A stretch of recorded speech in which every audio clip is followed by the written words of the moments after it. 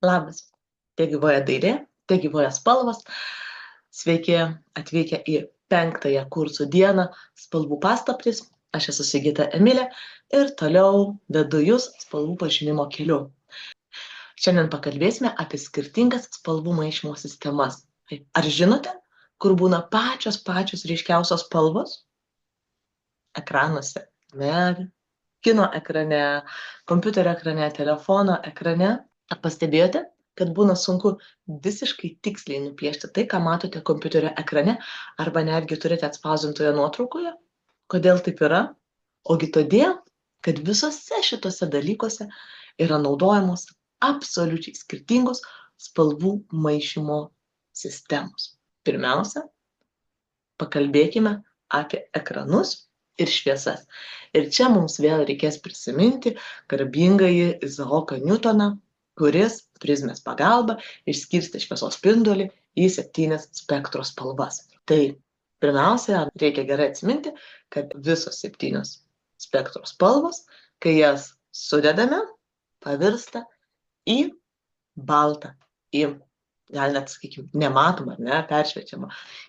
Bet spalvų maišymas ir yra maišymas tuo, kad mes imame tik tai keletą spalvų, 3 pagrindinės spalvas ir iš jų maišome visas kitas spalvas. Tai kokiosgi pagrindinės spalvos yra šviesų maišyma? Ne vieną kartą esate turbūt matę raidės R, G ir B. Red, green ir blue. Tai yra raudona, žalia ir mėlyna. Nes šviesoje būtent šitos 3 spalvos maišomas ir tą aišku gerai žinote, jeigu dirbate su šviesa arba turite grafinio dizaino pagrindų. Kai mes maišome dažus, mes spalvas sudedame. O kai maišome šviesą, tai mes iš tikrųjų atimame spalvas. Atsimenate, jeigu mes sudedame visas 3 spalvas, tai reiškia raudoną, mėlyną ir žalią, mes iš visų šitų 3 spalvų gauname baltą. Ir jeigu mes sudedame tik 2 spalvas, tai reiškia, kad mes atimam tą 3. Ir kai atimam tą 3, mes gauname... Ką gauname? Taigi, sujungus žalią su mėlyna, gauname tokią vadinamą cian spalvą, labai ryškiai žalsvai žydrą. Jeigu mėlyną jungiam su raudona, gaunam ne violetinį, o rožinę magentą spalvą. Beje, su šita spalva yra labai įdomu, nes realiai nėra bangų ilgių, kuris atspindėtų rožinę spalvą. Rožinė spalva yra tiesiog tai, ką mes matome, mes patys su savo akimis sukuriame, bet tokios spalvos iš tikrųjų nėra. Ji neegzistuoja. Bet mes ją matome. Tai jeigu kas nors sakys, kad pasaulyje vaiduoklių nėra, tai yra rožinė, magenta, yra visiškas vaiduoklis, nes jinai realiai neegzistuoja, bet mes ją matome. Na ir galiausiai, jeigu raudoną sudedame su žalia, mes gaunam geltoną. Raudoną su žalia. Jeigu čia maišom raudoną su žalia, pamenat? Raudoną su žalia, mes gauname rudą. Bet kai šviesoje maišome raudoną su žalia, mes gauname geltoną. Tai va, štai šita tokia įdomi šviesų maišymo sistema, jinai gyvena visose ekranuose.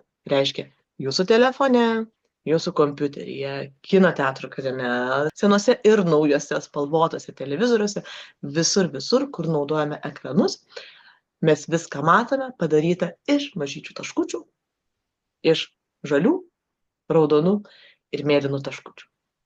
Ir kadangi šitos spalvos yra kuriamos su šviesa, su šviesos bangų pagalba, jos yra pačios ryškiausios. Ir labai dažnai atsitinka, kad mes ekrane sukuriam kažką labai ryškaus, nuostabaus, gražaus ir kai atspausdinam, tai būna nebe visai tas pats.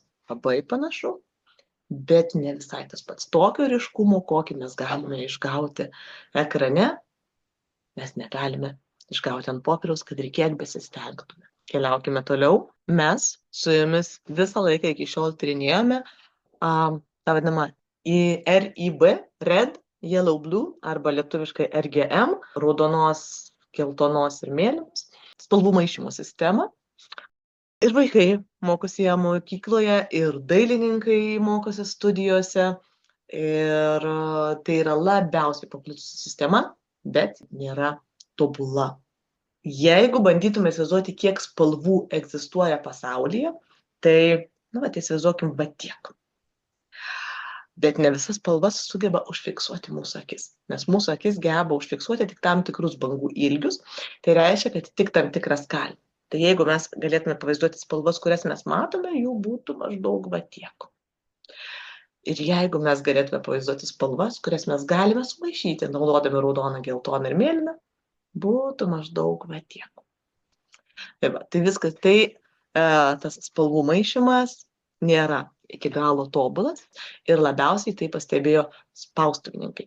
Nes jeigu dailininkams šitos spalvos visgi maišėsi gana gražiai ir jie sugebėjo išgauti gana gražius ryškius atspalvius, su spauda nebuvo taip gerai. Kai spaustuvininkai pradėjo spausti ne vien juodai baltus kūrinius, bet ir spalvotus, jie pirmiausia naudojo tą visiems įprastą raudoną, geltoną, mėlyną spalvų maišymo sistemą. Ir suprato, kad labai dažnai rezultatas, kurį jie gauna, nesutampa su lūkesčiais, su tuo, kokio ryškumo spalvas jie norėtų išgauti.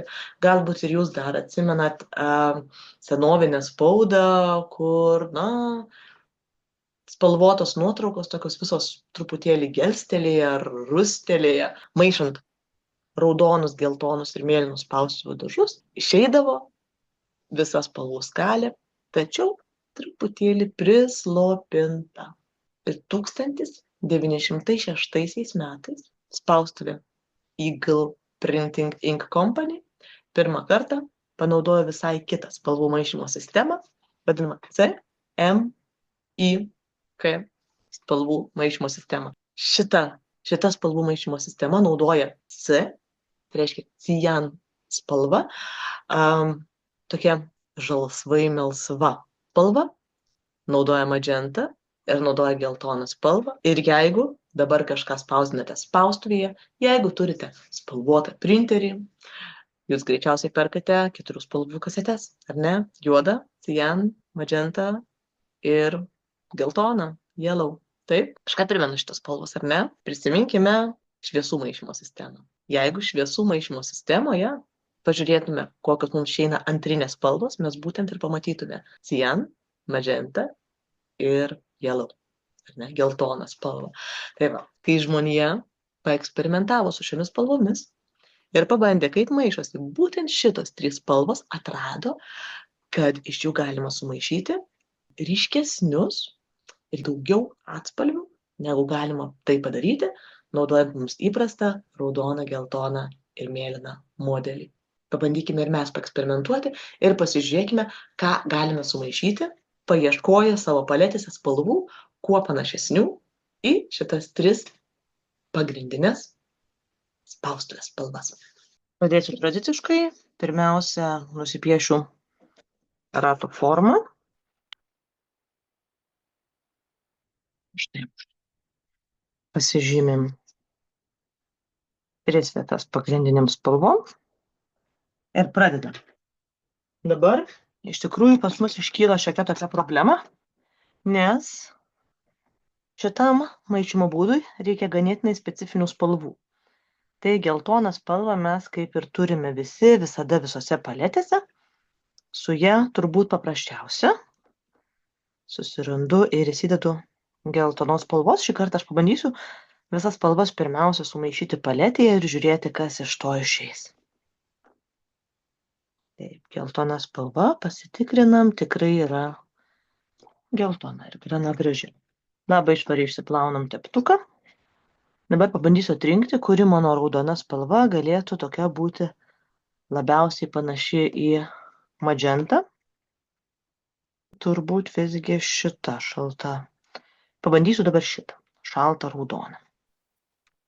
Tik tai bemaišant iš tikrųjų sužinosiu, kurios čia man tikrai gražiai susimaišė.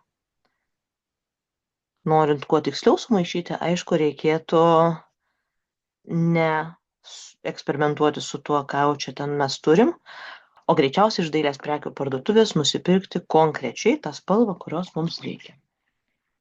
Ir šitose dažuose man pasisekė, kad tarp mėlynų spalvų ir žalios spalvos dar yra įdėta tokia turkio spalva, tai aš ją pabandysiu panaudoti vietoj cian spalvos, tikėdamasi, kad jinai kuo labiau man atspindės būtent tą spalvą.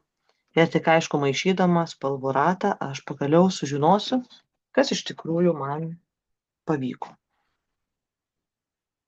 Tai va, vieną spalvą iš karto įsipiešiu šičia. Įdėjau per ekraną, kažkaip atrodo, jinai gerokai tamsesnė negu mano piešinyje. Gali būti, kad ir apšvietimas truputėlį žaidžia. Tai neapsigaukite, jinai tikrai yra ryškesnė negu atrodo. Tada geltona. Vėl gerai išplaunam teptuką, stengiamės kuo švaresniu teptuku paimti spalvas ir dedam magentą. Na va, ir pabandykime tada pamiksuoti. Aš magentos įdedu į vieną ir į kitą indelį. Tada į vieną įdėsime geltonos. Ir kai pamaišome geltoną su magenta, mes gauname tiesiog raudoną spalvą, tokią tą oranžiškai raudoną. Ir jeigu norim vėl pasidaryti šalutinės spalvas, tai galima įdėti truputėlį daugiau magentos į vieną pusę ir truputėlį daugiau geltonos į kitą pusę. Gerai, dabar čia turim įsidėję magentos, įdėsim truputį cian ir kai pamiksuojam, mums išeina mėlyna spalva. Ir šiuo atveju, matote, mūsų geltona tik tai yra pagrindinė, o raudona ir mėlyna yra tiesiog šalutinės spalvos, kurias galime gauti, maišydami šitas pagrindinės spalvas. Ir dabar pabandykime truputėlį daugiau cian. Gauname mėlynai žalią. Arba truputėlį dedame daugiau magentos. Ir gauname violetinę spalvą. O jeigu keliausime į šitą pusę ir maišysime geltoną su cian spalva, gauname gražią žalią. Tai šiuo atveju mūsų žalių skalė gerokai prasiplečia, nes mūsų mėlyna yra va čia. Tai tarp mėlynos ir geltonos yra labai platus ratas ir turime ganėtinai plačią tikrai skalę, daug pačių įvairiausių žalių.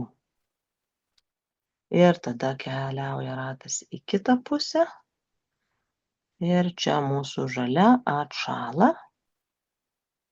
Štai, ir šitas mūsų ratas tampa gerokai ryškesnis negu tas pirmasis ratas. Na ir galiausiai dedam į centriuką visas pagrindinės spalvas.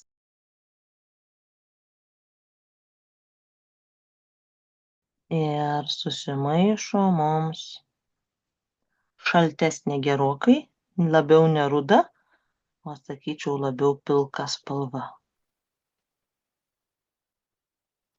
Jeigu maišom visas raudoną, geltoną, mėlyną spalvas, mums jos paruduoja. Bet jeigu maišome cian, magenta ir geltoną, jos labiau linkę papilkėti, pajuoduoti, pavirsta tokia blankia, blukia, juoda spalva. Ir kadangi šita spalva yra blanki ir bluki, spaustuvininkai prie šitų trijų spalvų dar pridėjo gryną juodą spalvą ryškę.